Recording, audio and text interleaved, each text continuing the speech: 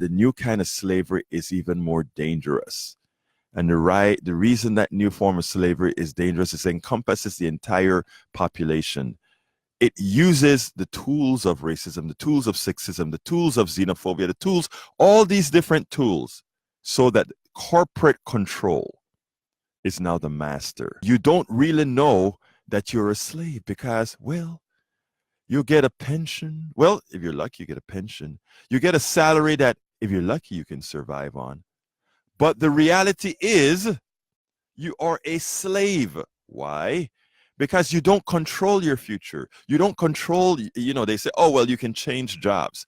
Well, if you're in a corporate structure, one corporation is another corporation is another corporation. And unless we have regulations from the government, we the people, that ensure that they cannot continue to use you as a slave, then the new form of slavery is powerful.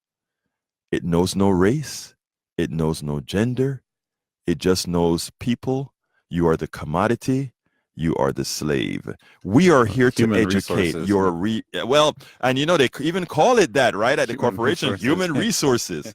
Folks, it is so subtle that you have people enslaved defending it. Too, like it's cool when they pay us well enough that we're getting a share of what we're creating, right? Mm-hmm. But isn't it?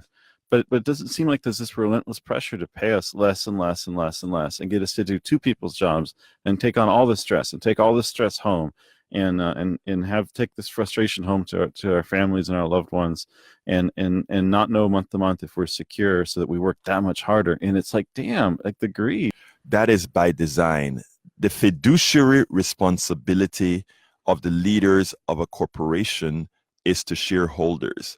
And what does fiduciary responsibility means? It means we must do all that is necessary to maximize the profits of those who own the companies, the shareholders. When we maximize our profits by reducing the prices of commodities, the other commodity we reduce, people, pay them less or pay them as little as they can. That's why they don't want unions. They don't want an equal to the shareholder. They don't want an equal to the executives. So therefore, no unions, because they want the power of the individual, which is nil in a corporate structure. And that is what we are here. KPFT and other progressive programs are here to provide to Americans. And that is to say, look, there is another way.